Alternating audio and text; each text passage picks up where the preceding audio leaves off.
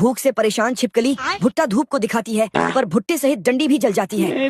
बताओ मैं क्या करूं? और जब पानी पीने के लिए बोतल उठाती है तो बोतल सूख जाती है। भारी मकड़ी। तब बेचारी छिपकली बची, मकड़ी खा जाती है। तभी उसने दूसरी तरफ देखा, मैं गरीब हूँ। तो पाया वहाँ कई मुर्गियाँ भरी जवानी में पानी में नहा रही है, पर छिपकली के मुंह में लार बहाने का भी पानी नहीं है। अब देख तू। छिपकली ने जैसे ही उनकी तरफ कदम बढ़ाया,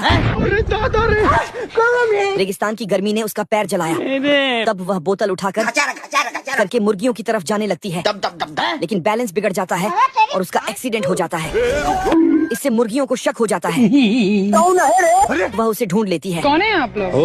और अकेली मर्द छिपकली को छेड़ने लगती है। बेचारी छिपकली अपनी पूंछ छोड़कर ये तो सब गुंडे मेरे भाग रहे हैं। वहाँ से भाग जाती है। तभी उसे एक थर्मस दिखता है, तो वह उसकी तरफ जॉर्डन के जूते पहन के जाने लगती है।